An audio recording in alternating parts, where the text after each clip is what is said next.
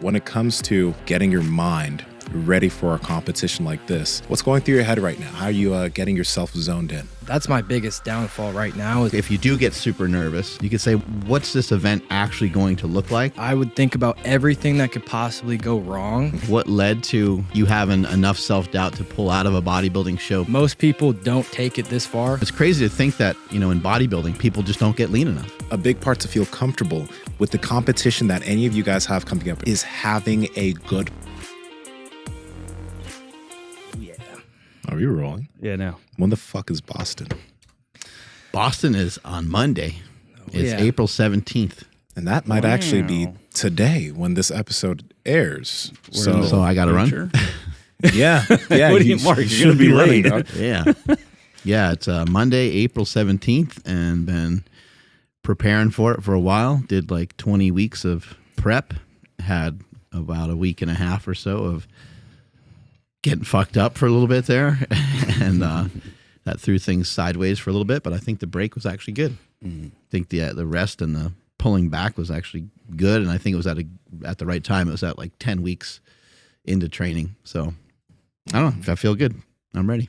Mentally, how are you handling things? And Kenny, it's cool you're here too, because like you recently did a bodybuilding show, and you probably did a lot of stuff to mentally get yourself ready. But when it comes to getting your mind ready for a competition like this, especially, I think, again, you both are in a situation because you didn't do a bodybuilding show before? Yeah, I tried, and mentally I broke. Okay, so it was new for you, and this is totally also new for you. You've done half marathons, but you've never done a 26.2.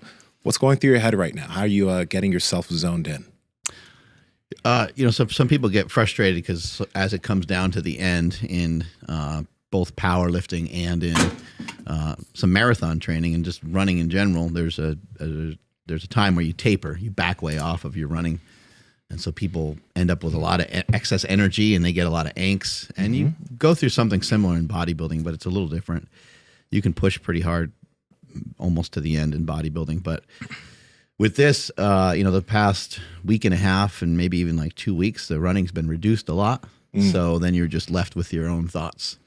And that could be a little scary because you could scare yourself. So what I'm working on and what I've been working on for the last 2 or 3 weeks or so, and I get to spend a lot of time working on it from now, which is Wednesday today, I guess, Wednesday all the way till Monday, is to really hone in and focus on trying to feed myself with what's this event actually going to look like. Not necessarily only positive thoughts, but definitely not scaring myself. I don't know if you guys have done this before, but sometimes you think about competition and you're like you're excited and pretty focused and you're like, oh, this is good. Like, it's what's going to be like. I know this guy's going to be there and like, he's pretty tough, but I think I can. And sometimes like that doesn't bother you much, but then for some reason you think about it maybe a few hours later on in the day, and you're like, fuck, man, that thing's coming up, and you feel your heart starting to pound, and you're like, holy shit. So main thing I'm trying to do is not only be positive, but also be realistic and understand the hurdles that are in the way. And then, how do I get past these hurdles? How do I take in the moment? Like, this is the Boston Marathon. So while, yes, I do want to concentrate on my breathing and I want to make sure I have enough liquid with me and I want to, make sure that I'm running smoothly and stuff, I also want to be able to take in the thousands and thousands of people that are going to be there. There's people that there's people there that like spray people down with like water as they're running because they're trying to encourage people to run more. There's people that are cheering. There's people with signs. My family member is going to be there. So for me personally, I try to do a lot of visualization. I try to visualize, and that whole process starts at the finish line. So I've envisioned myself going across the finish line many, many times. And then I start to take myself back from that finish line. And as I told you guys before, there's hills at around mile 18 or 20 or so, which sounds crazy because once you get to like 15, 16 miles, it doesn't feel like you can even take another step. Yeah. And now you got hills to climb. But I got strategies for all of it. And hopefully it all works out. And if it doesn't, it doesn't. But I'm just going to go out there and utilize the training that I have and going to just give it the best shot that I possibly can. Let me ask you both this. Anxious training, because you mentioned tapering, right? And it's similar in a powerlifting meet. Yeah. But a lot of times you'll see people, whether it's they're getting ready for a show or they're getting ready for a meet or whatever, they're like, fuck, I need to go run, or I need to get in more lifts. More cardio. Has that happened to you? Yeah. No, that happens to me all the time. I struggled a lot with, like you were saying, I would think about everything that could possibly go wrong. And then over time, I had to remind myself, like, no, like, fuck that. I just did a 16-week prep.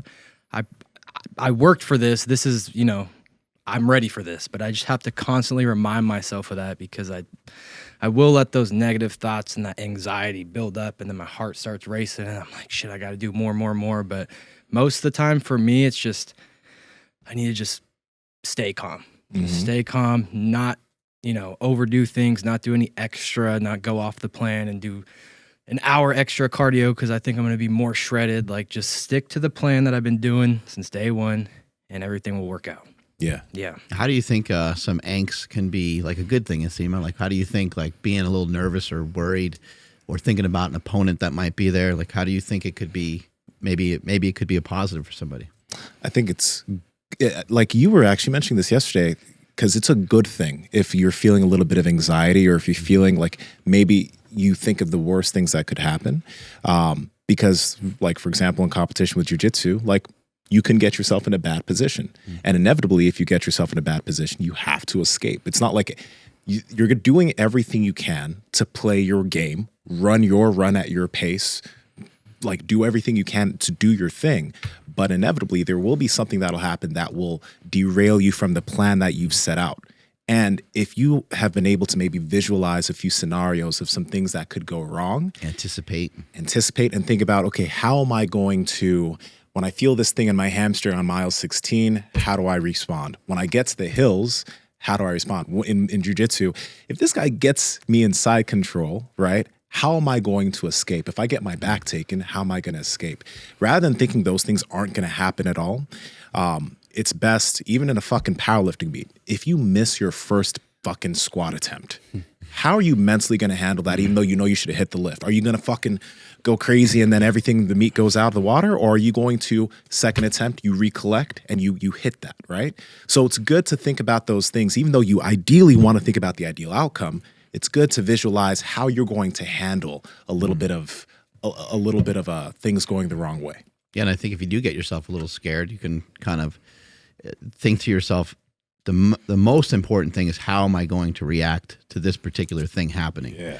If you do miss a lift in a powerlifting meet, if you're on mile 5 of a marathon and you're like, fuck, man, I think I feel something in my foot. Yeah. How is it like helpful to just be panicky the whole time about that? Maybe you can start to concentrate on something else. Maybe you can put your energy into something else. Maybe in your training, maybe you've relied on something different while you're running. Maybe you are prepared. Maybe you have enough liquid with you. Maybe you have enough chewy things and goos and all these things that you run with to try to get you through the run itself. I think it is a good idea to kind of play through the scenarios of, these are a bunch of things that can happen, but if they do happen, the main thing is for me to not get frustrated. I've seen it happen so many times where somebody gets frustrated. You see it like in basketball, or you see it in particular sports, and the guy, he just loses his ability, like loses all abilities. And I think even with the fight of Mike Tyson versus Evander Holyfield, where Tyson bit Holyfield's ear off. Holyfield was kicking his ass. That's what that was about. That's where that came from. Holyfield was beating his ass pretty good, and he was headbutting and stuff, but it's kind of just, people do that in boxing quite a bit. And Tyson just got thrown out of his game, and Tyson is the guy that says everyone has a plan till they get punched in the mouth. Well, Holyfield punched him in the mouth and threw him off his game. You can't, no matter how skillful you are, still got to figure out a way to remain cool and to remain calm, but it's not easy. Yeah. A quick thing on the visualization, though, that's a really big deal, because when Andy Trion and Jake Benson and even Joe came on, they talked a lot about that. We've had multiple coaches mention that too. It's like, if you're a power lifter, you should be trying to go as deep as, like, okay, your attempt selection, what do those plates look like on a bar? there are apps you can download that'll show you what like this many kilos looks like on a bar. You want to visualize that. You want to think about how everything looks, because the goal is that when you get to the arena or whatever you're going to be competing, or obviously you said that you're going to be doing you're going to be tracking the Boston action. You can talk about that, but you want to know what everything looks like so that when you get there, nothing necessarily looks, oh shit. Right. You know, like before some of my jiu-jitsu competitions, if I get there a day early, I'll go to the arena so I can kind of see what things are looking like. Cause usually I'm competing a few days in, so I can see what everything looks like. And then I can go back and picture what it's going to look like competing on that mat. It gets rid of a little bit of anxiety. Right. Yeah, I have experience with that too, because in baseball, I had a couple coaches who wouldn't even let us pick up a ball or a bat, and he'd make like the whole team go lay like down the line in the outfield, lay down, like put our hat over our eyes and visualize. And I don't know if that's a little bit extra, but it definitely helps, like, because baseball, you have to stay calm. You can't try to swing a bat. Like, it's just not going to work. You need swing to be, really hard at a curveball sounds great, like a great idea. Yeah, it's not going to work so well. Yeah, you need to be calm, like grounded. So that was his whole thing, was like, we're going to ground ourselves before we get onto the field, and then we're going to use like a controlled aggression to perform and rely on like what we just did. His name wasn't Marcos Mercado, was it? No. It's so fucking wild your coach did that. I had my soccer coach do the same shit. Yeah. He'd have us sit in the middle of the field and just like he'd take us through plays and shit. Yeah. Coaches don't do that. That's fucking wild. Yeah. I've huge benefit from that for me, especially because I'm always like spun up. So before that, I was just like, all right, this is a little less stressful, a lot less anxiety. So it was a lot easier to, I still do that too. Like in my prep, I was doing that a lot in the mornings. I was just like, calming myself, grounding myself helps a lot. Yeah. I think, you know, the advantage too of being new at something is you can kind of envision that you're going to try to have fun with it. Yeah. Which is tough, really tough to do, because you still have tons of anxiety. And if you're doing jiu-jitsu, you don't want to get like your ass beat. Like imagine just you go out and you get tapped in like 8 seconds or something, and it's like, and it can happen, dude. Yeah, but you also don't know who you're going against. You don't know like what that guy's future. I mean, you could be going against a guy that's gonna win a world championship someday. You have no clue, and also maybe you just mess up, just because you're like, I don't know, you went to shoot on someone and they just guillotined you right away, and you just for whatever reason you just messed up. But those kinds of things just happen sometimes. But for me, you know, in the Boston Marathon, I'm not really attached to a time, so I'm just gonna run, and I can kind of view it in some way as like, this is a tour of Boston. You know, I'm gonna go and I'm gonna get a pretty damn good scenic route of Boston and what that city's about. I've been there like once before, but it was kind of a long time ago. So it'd be cool to see like downtown Boston and try to experience all that. So for me, being novice and being new, I'm just going to embrace that. Like, I'm not going to run super fast anyway. I'm going to kind of suck maybe in comparison to some other people that are running a marathon, but I'm going to enjoy it. I'm going to do my best to stay within my own means. Are you feeling those, when you think about Boston, do you feel that shit in the pit of your stomach? Or no? Like here and there. Here and there. Like if I think about it, then no, because I'm thinking about it.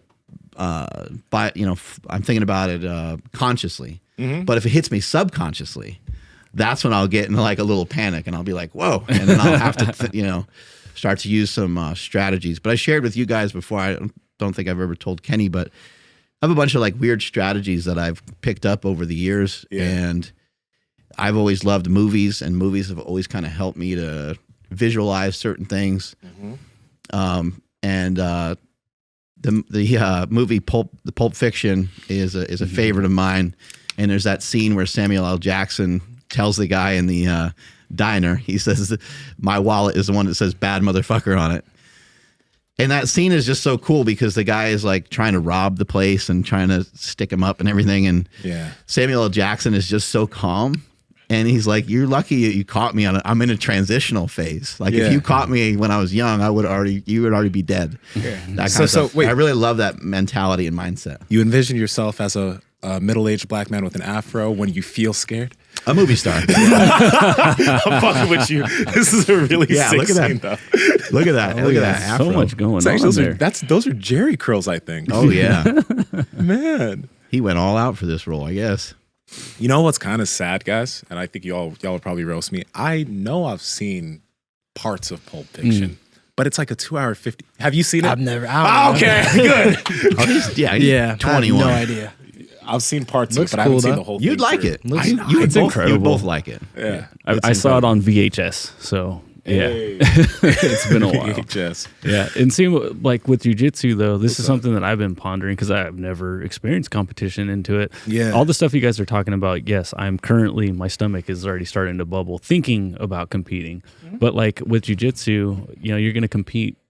Typically, especially if you win, you're going to compete more than once in a day. So, like in between rounds, what are you doing to try to stay calm and stay confident and stay focused on the next opponent? I'm just lying down listening to music. I literally just put it back down and like kind of just chill out. Like a lot of guys will just, move around. Like I just try to chill out, and if I know my match is coming up in like 5 minutes, I'll get up and start moving around. But I that's just how I work though. Some people need to fucking, be at it, but I'll literally put my headphones on, those Apple noise canceling shits, and I will just listen to some calm music. Nice. I've fallen asleep before, and they had to actually wake me up at one of my comps, I think 2 years ago or something. So that's funny. That's I would like to adopt that same technique, but I am Zaragoza. I am nervous that I will pass out because I know I probably can. Well, you'll have motherfuckers there to be there to like make sure to wake you up. You know what I mean? Have to have a handler like, hey, I'm probably gonna fall asleep, so please come wake me up. But one thing, and we talked about it before, is even before the last tournament I did, every time I think about it or every time I'd visualize certain things, I'd feel that that jumpiness. And a lot of people think that you should be absolutely confident, that you feel like you're going to conquer. But when you feel that, it's the same sensation as being excited for something. And over the years, I've just reinterpreted that whoop, like you're going down a roller coaster, that feeling as ooh, I'm ready. I'm excited for this shit. You know what I mean? And if you I wouldn't call it fooling yourself, but if you just tell yourself, okay, this is how it feels to be excited for something, then you're looking forward to it rather than that being like, oh God, I don't know how things are going to go. I'm nervous. What the fuck am I going to do? Scared about it, right? So that reinterpretation can be super helpful. It's a skill set, I think, and if you have a pretty well-developed skill set, you'll most likely be less nervous. Andrew, I think you mentioned, and Nsima, I've heard you kind of reference this before. Like you guys are going against people that are formidable. Like you guys are rolling with people that care about jiu-jitsu. So when you go, to me, in my head, what I envision for you guys, and I don't know, I've never been to either one of your schools, but I'm just imagining that when you guys go into tournaments and I'm sure there's plenty of places around the country where people are working their asses off too, but you guys are pretty well trained. You're pretty well schooled. You have a really good skill set. Both you guys are really athletic. You're both strong. So to me, it's like you get maybe just a little jump on maybe your average guy that's at just whatever jiu-jitsu school that thinks he's ready for a competition, in my opinion, from what I've seen. And you guys seem to care about it so much. You're watching videos. You're working on mobility. You're trying to have your lifting. I mean, how many guys at these schools that you're at even are doing kind of all the things? You guys seem like you're treating it very seriously. And I'm not saying that other people aren't treating it seriously, but I would imagine with that in mind that could help ease. Like if you do get super nervous, you could say, well, I'm doing a lot and I can't really do more than what I'm doing now. So now it's just a matter of time before I start to get better. Yeah, what I do in a negative way is I need to do that more. But if I roll with another white belt, I usually won't pay attention to age. But if they're white belt about my same weight, I'll be like, shit, what if I run into somebody like this at a competition? I'm going to get smoked, right? Because there's no bracket for a 6-month white belt. It's just white belt, 180 pounds in, I think, Masters 2 is what I'll end up being in. But somebody might have just been doing it longer. But what my buddy David mentioned, he was just like, they're a white belt for a reason. They're not, because I was like, oh, what if they're about to get promoted as they beat me or whatever? And he's like, they're a current white belt for a reason. Don't think about the what ifs. I'm like, all right, that makes a lot of sense. But it's just funny because just talking about it, my palms get sweaty. I'm like, okay, I need to figure this out, right? Because it's I shouldn't be this nervous already with no actual competition circled. I don't want to make you more nervous, but the fun thing about the fun thing about jiu-jitsu is yesterday night, I did 3 rolls with a single person. There was a lot of people in the school on the day, but my best rolls were with this 190 pound blue belt because he wrestled all his life. And I haven't seen him at the school. Actually, I've only rolled with him once before, maybe 5 months ago. But my first roll with him, Let's give this guy some props. What's his name? Jake Showmaker. Actually, I want to see if I can get some wrestling rolls or just wrestling training in with him. But I rolled with him my first round, and I was like, wait, whoa. Because the first minute, I was like, I started actually smiling because I'm like, oh, fuck. Okay. And I'm a brown belt, right? But this lifelong wrestler who's a blue belt was my best roll. So I was like, let's roll again. And then we rolled again. We rolled 3 times on yesterday night. And so, I mean, I think that you never know what you're going to come against in competition. You might have to deal with a white belt who's been a wrestler for 15 years. So you still have to play your jiu-jitsu game, right? But it's just prepare, you've done all the preparation you can right now for your marathon. Yeah, I can't do anything more. You're not running extra miles this week to try to eke things out. You're doing what your coaches are telling you to because you've done everything you could. And now it's just time to show that on the track or the fucking course, right? Power Project family, quality sleep can make everything with your health and fitness easier, which is why we've partnered with Hostage Tape. Now, we've been talking about mouth tape for years and nasal breathing for years. But one of the problems that we've had with tape is we all like to rock facial hair, and a lot of the mouth tapes we would use would fall off of our face at night. Hostage Tape doesn't fall off your face if you have a beard or if you're not a man and you don't. I'm joking. You don't need a beard, right? But either way, Hostage Tape makes sense. It'll stick to your face when you're asleep. You'll have better quality sleep because you're breathing through your nose all night long. It is a no-brainer. And if you head to hostagetape.com/powerproject, you'll be able to get the Power Project annual deal, which is a year's supply of Hostage Tape for 55 cents a day. You'll be saving $150 on the typical yearly deal. You're going to get 2 free tins and a blindfold. It's a no-brainer. So head there right now and get yourself some Hostage Tape. Links in the description along with the podcast show notes. Shut your fucking mouth when you sleep. Enjoy the show.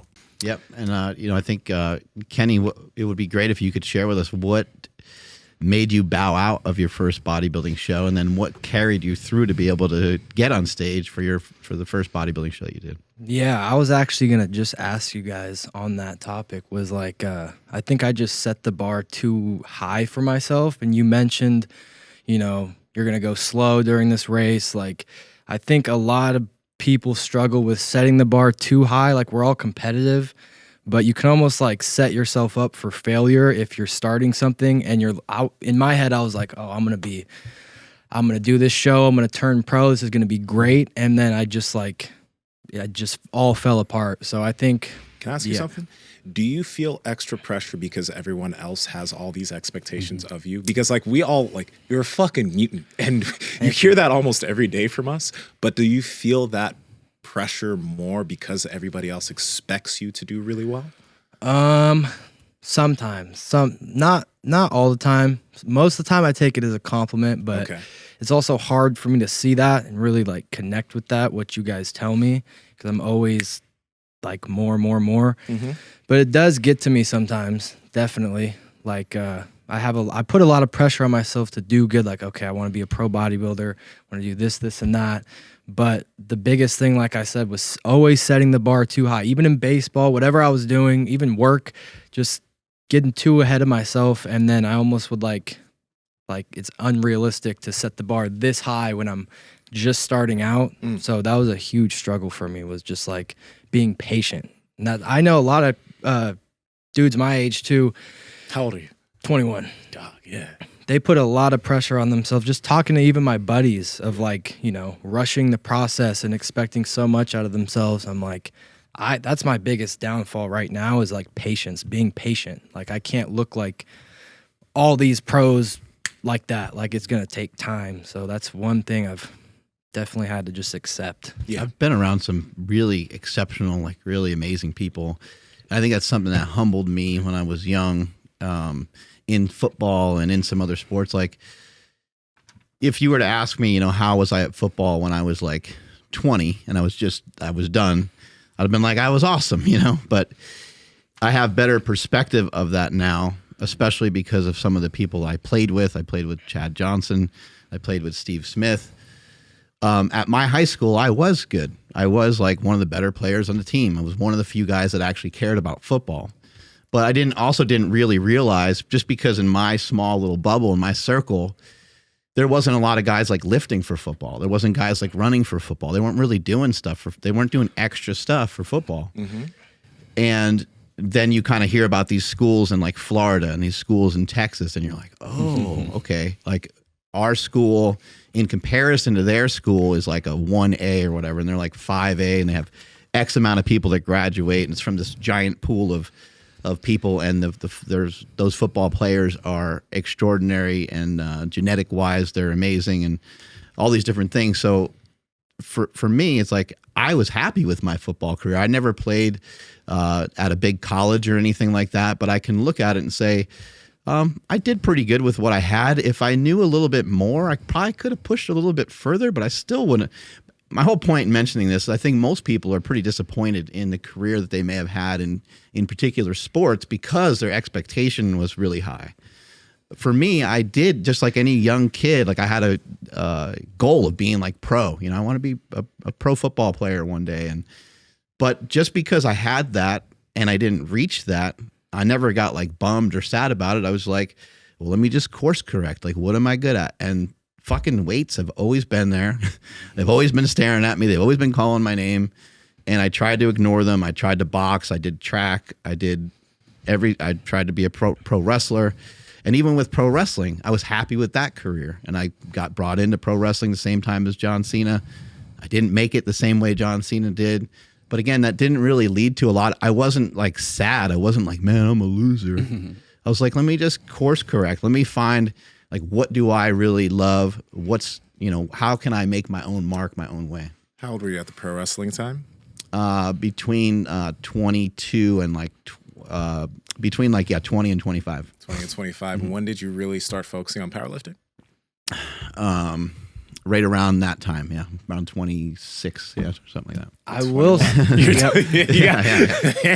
but I will say, what you mentioned about all that pressure. I don't want to sound like cocky, but the same thing happened with baseball. It was like all these people since I was like super young were feeding me like, oh, you're gonna be great, you're gonna do this, that, and then that's probably what like steered me away from like just not playing anymore, because it was just so many people in my ear telling me like, this is what you're gonna do, this is what you're gonna be. And it was fun. It was like but then when I like lost my scholarship, I was hitting for different MLB teams and then nothing came out of it. I ended up not getting drafted. That's when I was like, man, I fell into a deep hole. I was like, all these people think I'm a failure, blah blah blah. So yeah, that definitely was a struggle for me. That's a lot to think about when you're that young. You know, when you're that young, to think that you're not good enough. Yeah, I mean, but the thing is like you ended up finding bodybuilding, right? Which is good because, like, for example, I had people saying very similar things with me in soccer, and then once I got surgery and then I was fucking cut, I was just demoralized because that was my identity. Yeah. Right? Yeah. No, seriously, that's like who I was, like the baseball guy my whole life.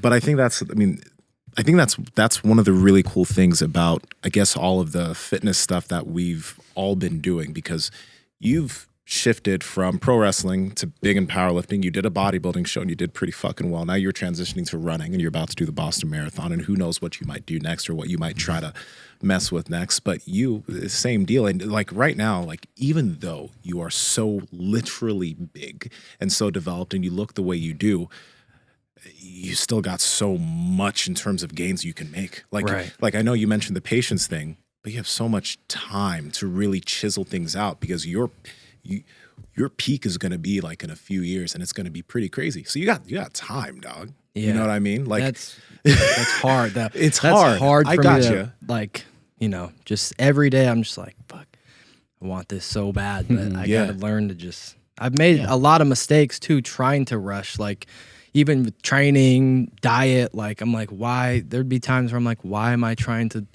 bulk up to this like unrealistic weight? Like there's no reason. I just need to chill and follow the plan and it'll come. But it's definitely hard. It's like your teacher telling you that your book report is due by the end of June. Yep. And it's like, I got plenty of time. Yep. Yep. And therefore you never get started on it. You never do the work that you're supposed to do when you're supposed to do it. And then you rush, right? Yep. Exactly. Can you explain to us like what led to you having enough self-doubt to pull out of a bodybuilding show previously, and then what got you through to be able to step on stage for the first time?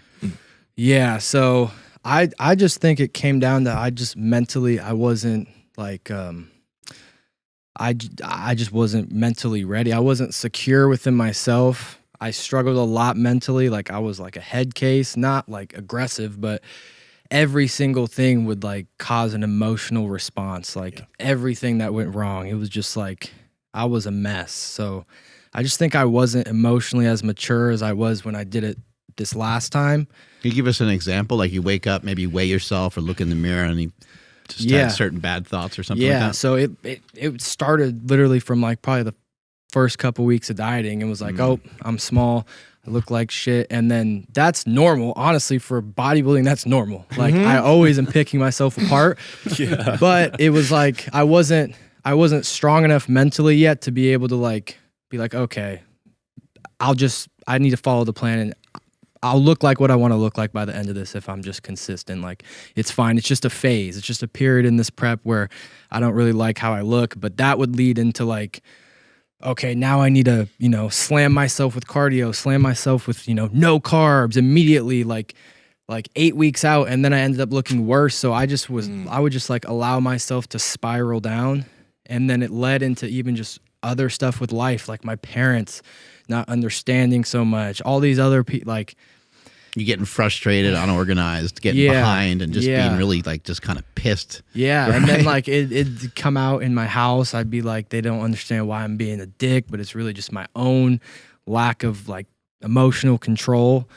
And then this last time, I really like taught myself how to be patient. I was like, okay, I'm not gonna rush this. I'm not gonna jump into a prep at all. I was pretty upset when I pulled out. Like I was very upset. I just felt like, damn, all these people were like hyping me up, were like, you're gonna kill it. And then the same thing happened with the baseball where I'm like, I just feel like I'm quitting everything at this point. Like, why am I like this? So I really dove deep into myself, and I was like, I just lack control. I'm not being emotionally like smart with myself. I'm just reacting. So I just took a step back and I allowed it to come to me. I was like, when I feel like I'm ready to prep, that's when I'm going to prep. So I did a long off season. And then finally I was like, you know what? I think everything is pretty solid in my life, work, all of that, money. So I think it's time to start a prep. And I did. And it was like therapeutic the whole time. Dog, you were zen. Yeah, man. no, like, I was like this. Walking around like... that was an amazing, I was like constantly on a high. I don't know if it was the low food, but like I felt amazing. I was like, this is amazing. My stress, even now, my stress is, I don't know why, my stress is a little bit higher. Anxiety is a little bit higher. But when I was prepping, it was just like, I was just calm. I was just patient. I was like, I know that based off last time, I had like a fire under my ass. I was like, all right, I'm gonna do everything to a T and just rely on what I know I can do. And then it just worked perfectly. And Mark also told me, like most people, especially coming off of that one where I quit, he was like, most people don't take it this far. Like most people don't like really dive into it, stick to the diet to a T, cardio, train as hard as you can. So like the last 6 weeks, people don't push all the way through. Yeah. And I got dramatically leaner too. After we had that conversation, I was like, shit, I was just ready to go all the way through that fucking finish line. Yeah. And that definitely helped. It's crazy to say. I have that written on my wall too. Yeah. Oh, awesome. It's crazy to think that, in bodybuilding, people just don't get lean enough. Yeah, they just don't give themselves enough time. The whole well, that's very, very true. But even if you didn't give yourself enough time, by all means, please get yourself as fucking shredded as you can. Just skip the show if you're not there. Like, go to another show. I mean, a lot of people will be like, I'm doing this show, but if you don't look the part, just wait 6 more weeks. Yeah. Right? There's nothing wrong with waiting. And even in jiu-jitsu, there's nothing wrong with waiting. Nothing. There's nothing wrong with being like, I was going to do it this year, but maybe I'll push it right here. It's fine. I think a big part of all of this, a big part to feel comfortable with the competition that any of you guys have coming up, if the powerlifting meet, the bodybuilding show, etc., is having a good plan. having like you have your coaches that have given you this plan of what you're doing this week, what you were doing every week leading up, and what you're doing this weekend getting ready on the course. And even afterwards. And even a week afterwards. And you, on your second show, like I'm assuming your coach laid out a pretty good plan for you and you had less stress on yourself because things were mostly laid out, right? For the most part, yeah. But what I did different also, which is a little bit weird and not normal, I would say, is I didn't let myself pick a show. I was like, we're gonna prep for 16 weeks, and then if I look good, because last time I blew a bunch of money, and it almost put more pressure on me to be like, I have to look like this by this fucking day, like I have to, or else I'm gonna be devastated. Yeah. But I just like same thing. I was just patient. I was like, if 16 weeks goes by and I look shredded, we're doing this show, and I signed up like 5 weeks out. I was like, we're on point. We're gonna do this. That's it, dog. Yeah. Power Project family, your normal shoes are making you weak. This is why you're partnered with Vivo Barefoot Shoes, because they have a wide toe box, they're flat, and they're flexible. So with every single step you're taking, if you're taking a 10-minute walk outside, or when you're working out in the gym, your feet are able to do what they're supposed to do in this shoe. They have tons of options for hiking, running, training in the gym, chilling and relaxing, casual shoes for if you're out on a date. You need to check them out. And Andrew, how can they get it? Yes, that's over at vivobarefoot.com/powerproject, and you guys will receive 15% off your order automatically. Again, vivobarefoot.com/powerproject. Links to them down in the description as well as the podcast show notes. What you got going on over there, Andrew?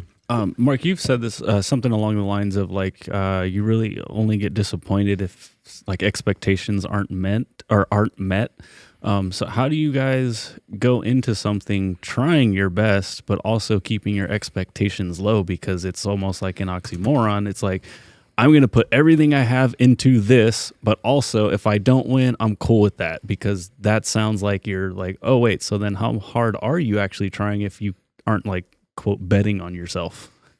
I think for me, I've always wanted to do well, but I've also embarrassed myself every which way you could possibly think of, to the point where it's like I don't know what's going to happen, you know. And when you try to squat something like 1,000 pounds, it's just a roll of the dice. You've got no idea what's going to happen. You may have trained for it, you might have a good skill set with it, but particular day, particular bar, particular venue, like just anything can happen. So I've bombed out of so many competitions. I've messed up so many different times that I just even in one meet couldn't unrack the weight. I unracked it and I would shake, and I had to put the weight back. I unracked it. I tried to squat. I started shaking, and I just had to be like, I'm out, you know? But as a competitive power lifter, and that's my sport, I'm just going to compete often. So I don't know, sign up for something again in the future. So for me, I always try to peel the expectations down quite a bit, along with just a reinterpretation of what those expectations even mean. So as an example, let's say that, you know, I set a goal to squat 1,000 pounds, and let's say that I compete and I, you know, did my opener and I hit my second attempt, but third attempt is supposed to be 1,000. I miss it. The next meet, I feel way stronger. I feel way more confident, and I miss it again. The expectation isn't really set that I have to hit this 1,000-pound squat at this particular meet on this particular day.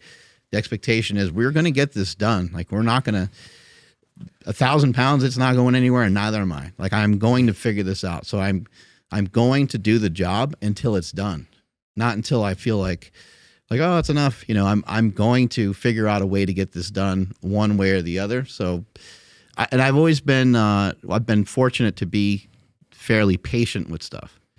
So the patience for me, I think, is what trumps the expectations, because I don't mind it taking forever. And just in talking with my wife last night about the marathon, I was like, I think this sport fits me pretty good. I was like, I fucking take forever to do everything. She goes, yeah, you do. I like to take my time with stuff. Yeah. How about for you? Yeah, I'm the same way. I would say, yeah, I don't know. I would just say I'm pretty similar in that way. But I did did have a question for you.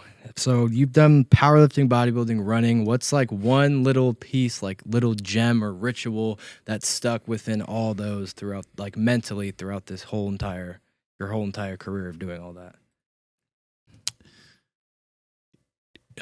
What I've noticed, so these are all physical things, is that it's just an input. You know, it's an input. What are your inputs? What are the things that you're doing to try to get yourself better at these things? And everyone's body responds a little bit differently. But for me, if I had the proper inputs, then I'm going to have the proper results. So It's just a matter of, did I do the work? You know, I would do the work when I was powerlifting. I would do the work in the squat. I would do the work in the bench, and I wouldn't do the work in the deadlift. And my deadlift would fall behind. And I would do it over and over again. And then finally, I started to actually put the proper inputs into deadlifting and figured it out well enough to be able to pull some pretty decent weights. But yeah, it's and that's something that helped calm me down going into competition. You know, for like Nsima going to San Jose, or for me, you know, moving around the country, going to West Side Barbell and training with some of the strongest people ever. That's the strongest gym ever, pretty much.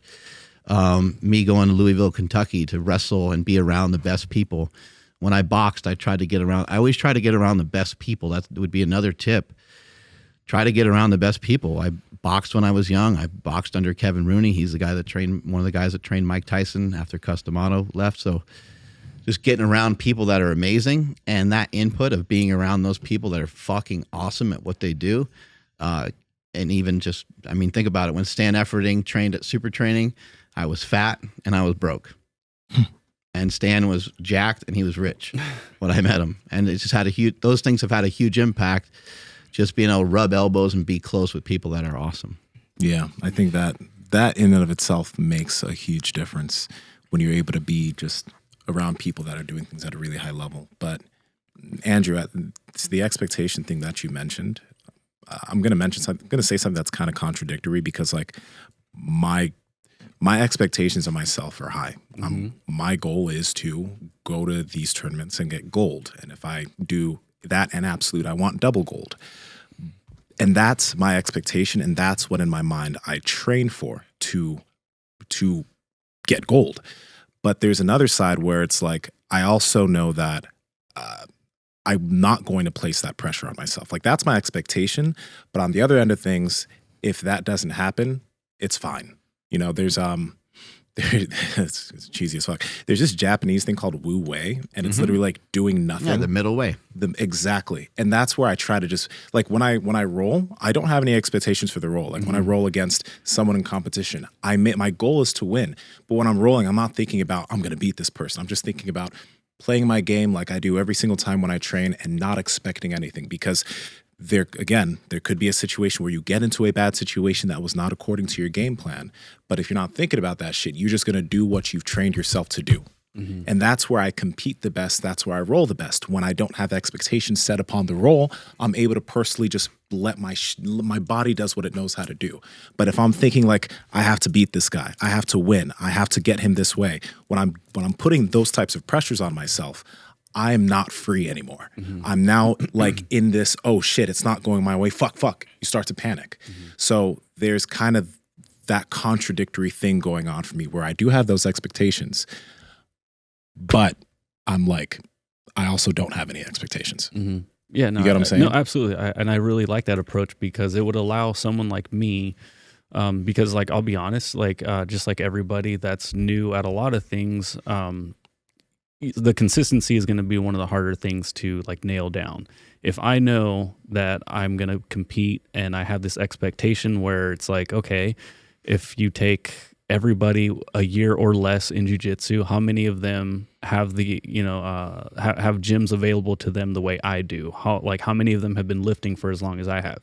Okay, maybe not as many as as just normal people. So like, shit, maybe I have a shot at this. Okay, so now my expectations might be, or my goal, is I think I could actually probably take a win away from this.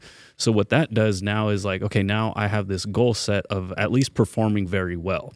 That's going to put so many things in gear as far as like, okay, yeah, I'm going to make it out to Casio's more often. Instead of it being a little bit inconvenient, it's going to be the thing that's going to help push me over the edge. Instead of just being like, no, I'm going to go to the school that's close to me. It's good enough. It's like, no, let's go where all the black belts are, all the brown belts that I can learn from. So it's going to put a lot of things in motion that's going to motivate me to be more consistent and work extra hard. But also, if I can adopt your approach, whereas like, okay, that's the goal, but whatever happens, happens, and I'm not going to be disappointed in whatever happens. You know, if I don't reach my goal. So I need to figure out the balance of approaching it with like, I'm going to do my absolute best, and if I win, cool. If I don't win, also cool. Because like, again, I need something for like the extra motivation during the whole prep and stuff, because it's like, it does freak me out quite a bit, like to like go fight somebody. So having like a little extra bump, I think will definitely go a long way. Well, it's it is a fight, but it's also a skill, right? Like, someone could be pretty good at a street fight, but what's going to happen when they go against someone that knows how to do jiu-jitsu really well? So I always try to look at stuff as a skill set. And I mentioned this to you guys as well. Like, another visual for me is Bruce Lee. You mentioned being happy when you saw that the guy was like proficient at wrestling. Oh yeah. You know, that's like, who else is going to be happy? You know, if someone who's 250 pounds walks through the door who's a black belt, like, you would be like, oh my God, this is the best day of my life. That would be fucking awesome. Yeah, I'm so excited. Me first. Yeah. Meanwhile, the whole rest of the place cleared out. But, Bruce Lee had a skill set, so it didn't matter whether he was fighting one person or whether he's fighting, I know it's a movie, but he's fighting 7 people.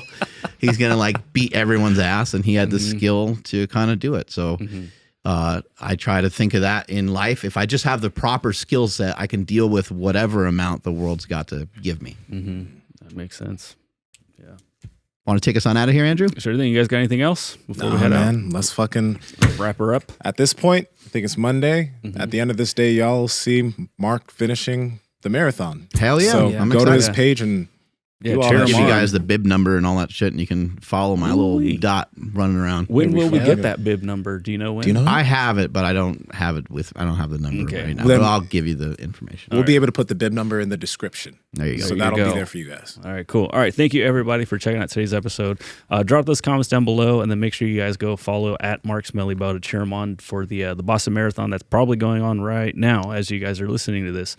And follow the podcast at MB Power Project all over the place. Hit that like button, subscribe, all that good stuff. My Instagram is at I am Andrew Z. Nsima, where you at? Discord's down below, guys. At Nsima Inyang on Instagram and YouTube, and Nsima Inyang on TikTok and Twitter. Kenny, where can people find you? Kenny_Williams _. I'm sorry, I'm gonna change it soon, but it's just a little rough right now. I'm trying to find a username still. God. Make sure you check out some of our anabolic activities. You guys have a YouTube channel, and soon to come, we have a podcast that we're starting up. Let's go. Oh yeah. I'm at Mark Smellybell. Strength is never weakness. Weakness never strength. Catch you guys later. Bye.